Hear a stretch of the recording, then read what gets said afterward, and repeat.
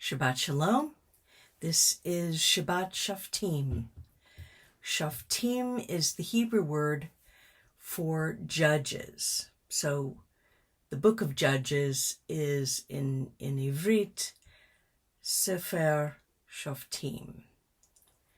We read in Devarim, chapter 16, verse 20, "You shall pursue justice, and only justice, that you may live and inherit the land which Adonai your God gives to you." Here are some of the Hebrew words that it will be useful to understand as we consider the subject of biblical justice. These words come from the root word in Hebrew for righteousness.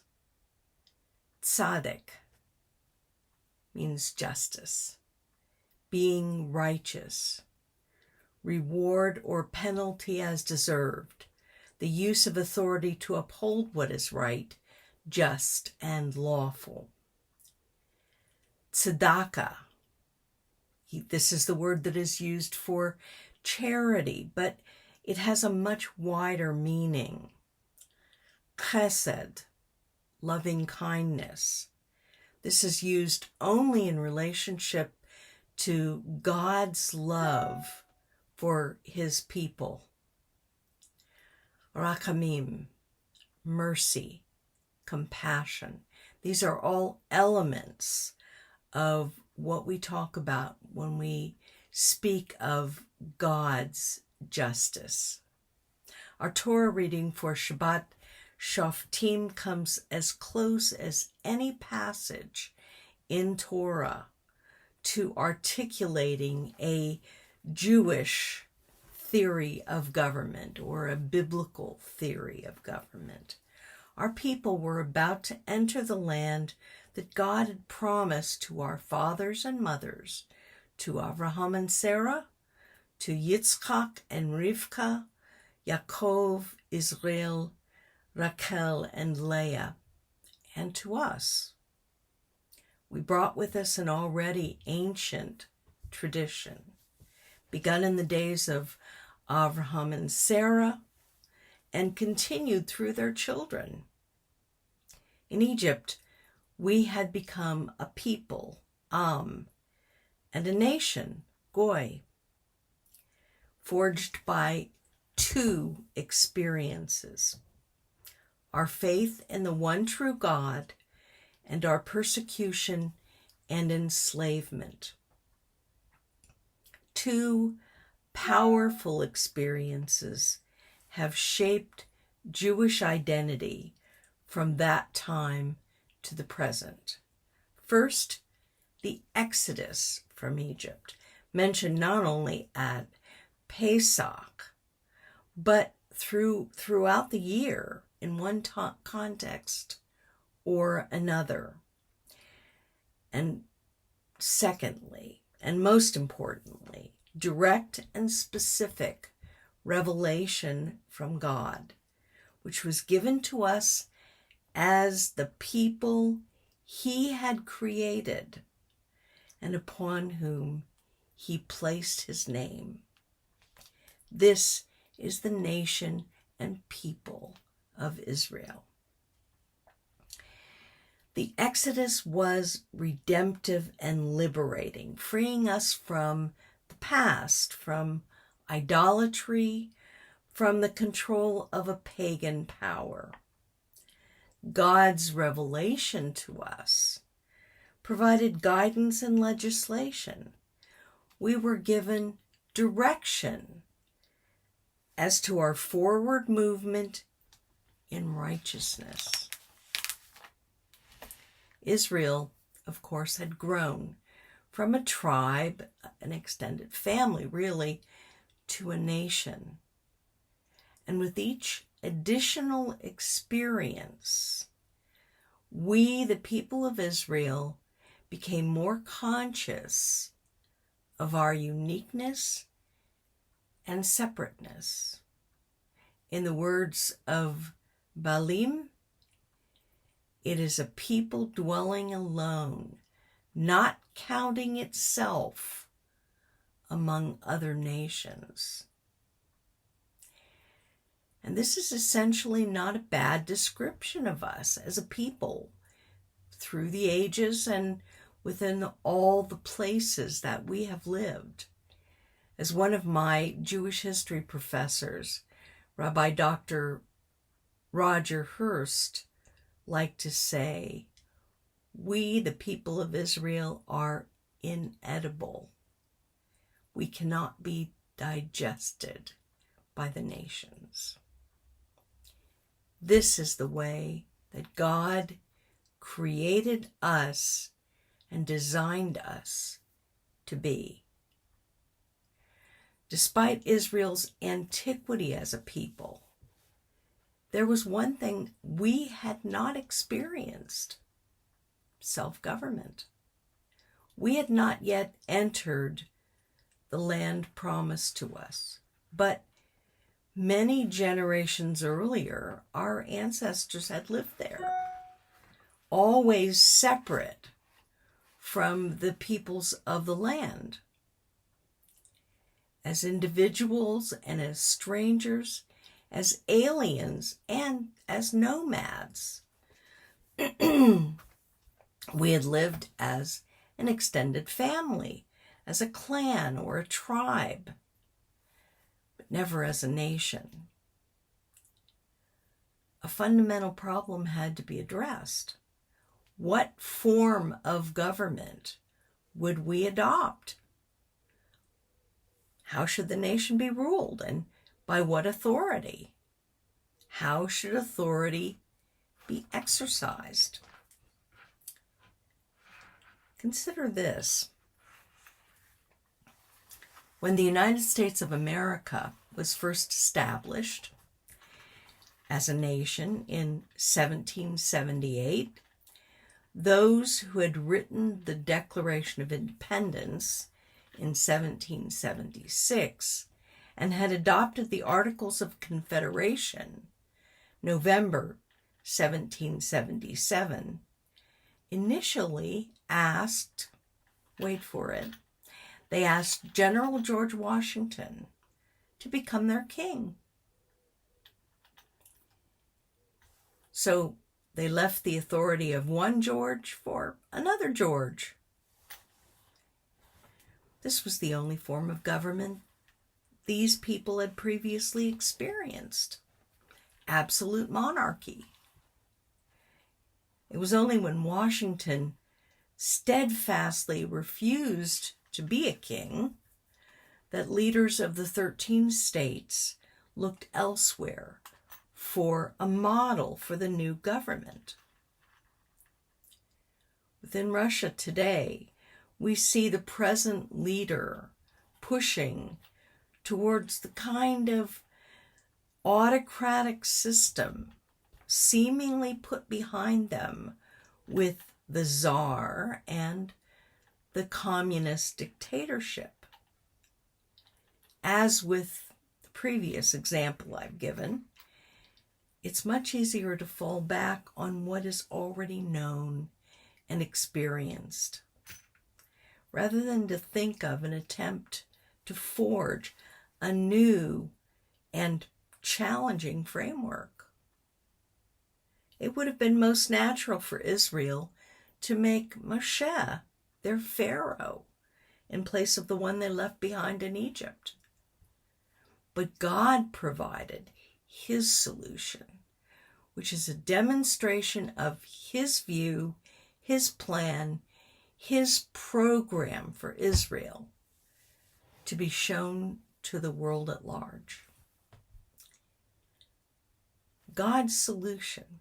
Well, before we consider this, there are 3 salient considerations that we should keep in mind. Firstly, biblical Israel did not represent a religion as that word is used today. Secondly, religion as we understand it in contemporary terms in the UK is actually a product of Roman Catholicism, the Reformation, and Protestant Christianity mostly, with a little Islam thrown in. The history of Europe from the 17th century onward, the wars of religion which encouraged a religious mindset, and the emergence of the secular nation state. Religion as we know it today is what one practices in private, at home, or in a house of worship, as part of a life philosophy, which usually but not always involves belief in a deity of some sort. Thirdly, this religion has little bearing on the public domain, on government, society, the economy, the media, or the way modern man considers that he should order his life. Of course, this was not true in ancient days. Torah shows us a very different view, God's view. The faith of Israel extended to every area of national and personal life. Torah contains legislation on criminal and civil law, welfare and the protection of the poor, widows and orphans, agriculture, and the way the land is not only distributed but worked, relations between employer and employee, family and marriage relationships, and much, much more. Far from being confined to private life, Torah is deeply concerned about the public domain, for how our lives are lived out before others and how we interact with others, both at home and beyond our borders. The Torah view of politics is radical. That is, it impacts the fundamental nature of life. Moshe knew this, and he says so constantly throughout Devarim. God's plan was for Israel to become a nation whose sovereign was not a human being, but Hashem himself. This was not a theocracy as created by Jean Calvin in Geneva, where Spanish Jew Michael Servetus or Miguel Servet, regarded as a heretic, was burned at the stake in 1553. God's system of justice flows from his righteousness, his holy character. God is just. He is the supreme righteous judge. We comprehend true justice only by knowing God. Please note again, the Hebrew word for justice, tzaddik, is the same as for righteous. Our God is not like deities of the ancient Middle East, of Greece or Rome, or of the East, constantly changing their minds and their requirements. Their behavior was often cruel, evil, and only too human. Their judgments were not based on a legal system, but on whim, jealousy, anger, lust, revenge, and greed. One of God's names is Adonai Tzidkenu, the Lord, our righteousness. In fact, without God, humanity would have no knowledge of true justice and would know nothing of the mercy or compassion that should accompany it. Let's look for a moment at the example of Inspector Javert in Victor Hugo's Les Miserables. He was first a prison guard and then a police inspector. His character is defined by his legalistic tendencies and his lack of empathy. He becomes obsessed with the pursuit and punishment of the protagonist, Jean Valjean, after his violation of parole. Javert's flaw is that he never stops to question whether the laws themselves are just. In his mind, a man is guilty when the law declares him to be so. When Valjean finally gives Javert irrefutable proof that a man is not necessarily evil just because the law says he is, Javert is incapable of reconciling this knowledge with his beliefs. He commits suicide, plagued by the thought that he has been living a dishonorable and dishonored life. There is no room for mercy or compassion in this human legal system. So it's interesting to note that the French word for righteous is justice. God provided Israel with an ordered civil government based on his authority and his eternal standards of right and wrong. Righteousness. Justice was to be freely available to everyone, the rich and poor, male and female. It was to be impartial and unalienable.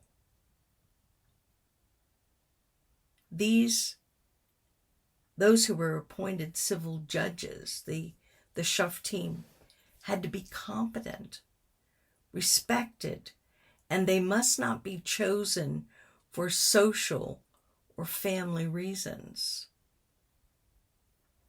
The basis of justice was God's system of law formed through his instructions, which were both civil and spiritual. There was no separation between these two. This is a nonocracy, the government of law rather than of man. The laws themselves, given by God, not created by human beings, deal with every aspect of human relationship. The glue that holds these commandments together is stated first. What is it? You shall love the Lord your God with all your heart, with all your soul, and with all your might. Love for God is demonstrated in obedience to his commandments and by giving to God what rightfully belongs to him. Love for God is lived out in concern for the rights and the welfare of others, including care for widows and orphans and all those in need who are within our purview. In fact, we are commanded to do unto others as we would have others do unto us. This is first mentioned in Vayikra.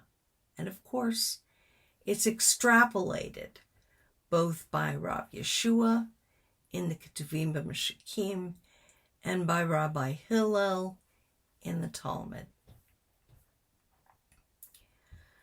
God commanded Israel to practice his kind of justice. This is not what Israel had known in Egypt. There, we had been slaves.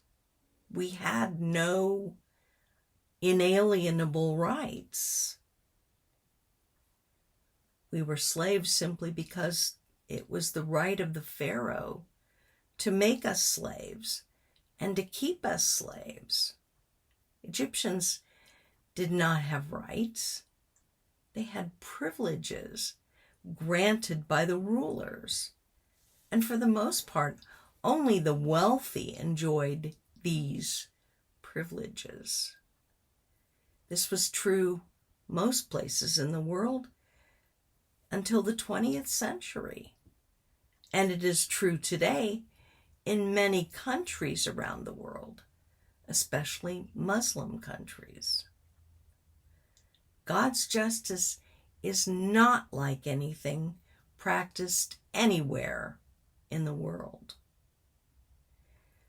An American non-Jewish jurist of the last century made this statement: "The world owes its conception of justice to the Jew. God gave him to see through the things that are ever changing, the things that never change." Compared with the meaning and majesty of this achievement, every other triumph of every other people sinks into insignificance. In the Code of Hammurabi, Babylonian, 1754 BCE, several hundred years later than Torah, the concept of justice is entirely missing, in the sense that the laws were created by those in power to the advantage of the upper classes and the ruling classes, the wealthy and men. For the Greeks, as described by Plato and Aristotle, and this also applies to the Romans, Roman law is the basis of Western common law. Every person had his or her place in society, and they were expected to be satisfied with it.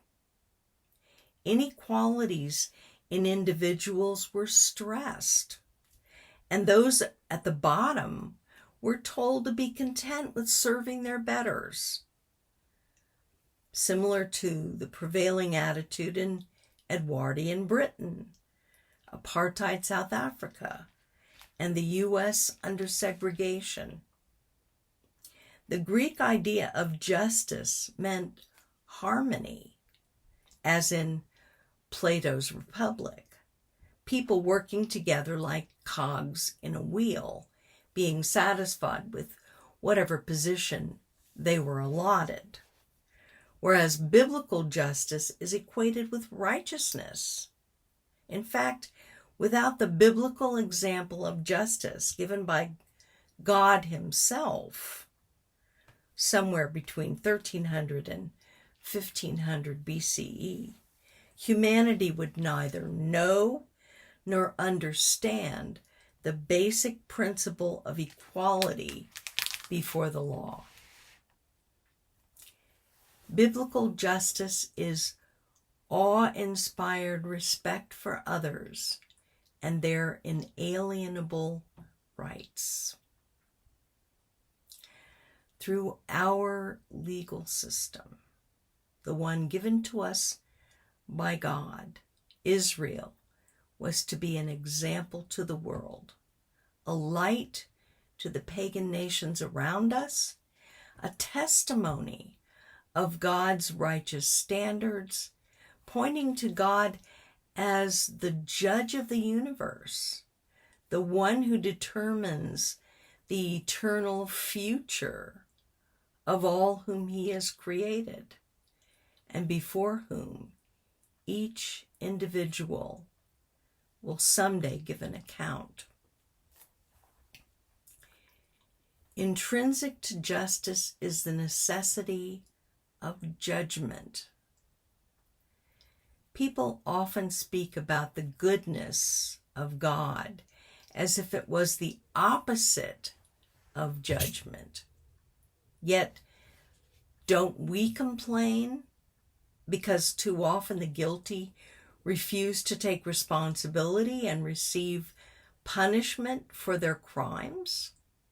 Should the innocent and the guilty share the same destiny?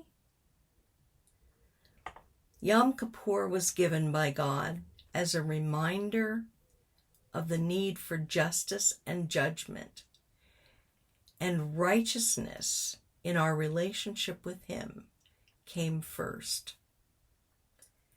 With His commandments before us, we have a choice. We may choose to avoid actions which God instructs us against. We can determine whether or not we will follow the positive directions God has provided. With these choices come consequences for good or for evil. One of our choices lies in giving to those in need. This is part of justice and righteousness in Judaism. Try as we will, we are incapable of living our lives in perfect conformity with God's divine standards. Thus, in His mercy, He provided a way to make atonement for our failure to keep His righteous standards.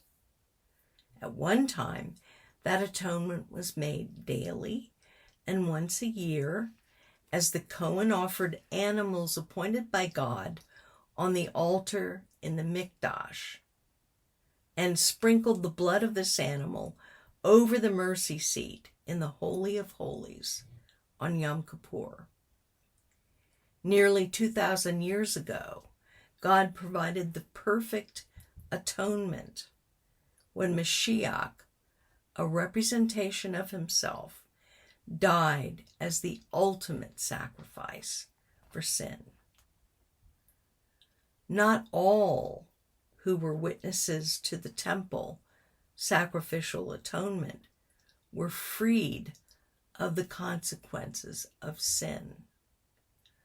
Only those of Israel who genuinely repented of their sins and applied to themselves the atonement made by the animal sacrifices were deemed righteous for that year. Only those who receive the atonement of Mashiach repent of their sins and seek to follow God's halakha, His path, His commandments, are reconciled with God. Yom Kippur, the Day of Atonement, is a yearly reminder to us and a reaffirmation of our commitment to justice, righteousness, and holiness, the established system of a merciful God. During the last several millennia, humanity has developed a large and growing body of profound writings. Much has been written which encapsulates the hopes, the aspirations, and the potential of the human mind and spirit. Across the globe, religious traditions exult in the majesty and depth of their own sacred writings. The Bhagavad Gita, the Rig Veda, the Dhammapada, the Tao Te Ching, the Iliad, the Quran, the spiritual heritage of paganism. We can agree that such writings might be the best of man's thoughts and accomplishments, but they are limited by man's finite nature and evil inclination, his selfishness, and his moral limitations. There's something lacking in them, in all of them, that the scriptures possess in unique measure and depth. A passion for justice, for the poor, the weak, and the despised comes directly from the Holy Scriptures, directly from the one and only God. Unlike the Buddhist ideal of a bodhisattva, an enlightened being, who is so pure that he can step over a beggar without remorse, Moshe and Yirmiyahu wrote of justice and compassion as the sine qua non of true faith in God, something not merely to be discussed, but acted upon. One cannot claim to love God and at the same time be dispassionate about justice and righteousness. This is what God gave to us. And we must continue to show the world its truth by living out his righteous standards. We observe, however, a subtle Jewish assimilation in terms of values. Because other religious traditions define religion primarily in terms of faith, prayer, and ritual alone, there are now a significant number of Jews who do so as well with Judaism. By focusing on the mitzvot ben adam lemakom, the relationship between a person and God, as the primary definition of faith and commitment, Judaism is gradually becoming distorted to fit the foreign contours of Christianity and other religions. Acquiescence to this perspective is a betrayal of the heritage of Torah if we fail to recognize justice and righteousness as primary spiritual categories of our practice of Judaism. This week's Torah portion opens with the summons to appoint judges and officials for your tribes, and they shall govern the people with due justice. You shall not judge unfairly. With these words, and in countless other places, God tells us that justice is an eternal spiritual obligation to be acted upon. It is at the very core of what it means to be a Jew. And that insistence is not restricted to our form of Judaism. The rabbis and sages of the Talmud and Midrash were faithful proponents of this revelation as well. The Midrash Devarim Rabbah, in this work, they explain that God loves justice even more than sacrifice, supporting Mishlei 21:3. To do what is right and just is more desired by God than sacrifice. Please do not think, however, that this statement disregards the need for sacrifice, especially the essential sacrificial atonement of Mashiach. Sacrifice can only function when the temple is standing. while essential justice and righteousness are confirmed throughout the scriptures and by the teachings of Rav Yeshua. Justice, righteousness, is a Jewish calling. We cannot consider ourselves good Jews without a firm commitment to justice and righteousness. How we treat the weakest in our midst, the widow and orphan, to use the Torah's language, is still at the core of our identity and our character. None of this should imply that the other mitzvot are not important, because all mitzvot reflect the commandments of God. All of them play an essential role in lifting us above our own self-centeredness, our own self-concern, and the despotism of time. Keeping the mitzvot refines character and expresses our passion for God. Such action is at the center of our covenant with God. A passion for justice and righteousness. This remains the engine driving our Judaism. Those who are here today believe, or they would not support our efforts in Africa and Israel. Rituals are essential to our worship, and they beautify our services and our worship of God, but they remain decoration only if we fail to give sacrificially of our finances or of our time to help those who are in need. If we don't do this, our worship rings hollow. In line with these thoughts, Rav Shaul tells us, don't let love be a mere outward show. Recoil from what is evil. Cling to what is good. Love each other devotedly and with brotherly or sisterly love, and set examples for each other in showing respect. Don't be lazy when hard work is needed, but serve the Lord with spiritual fervor.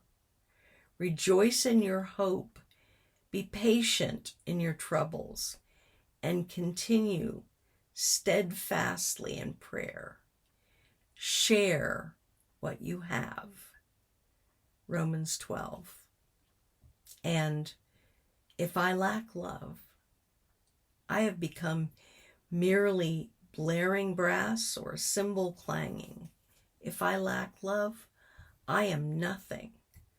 Love is patient and kind, not jealous, not boastful, not proud, rude, or selfish, not easily angered, and it keeps no record of wrongs.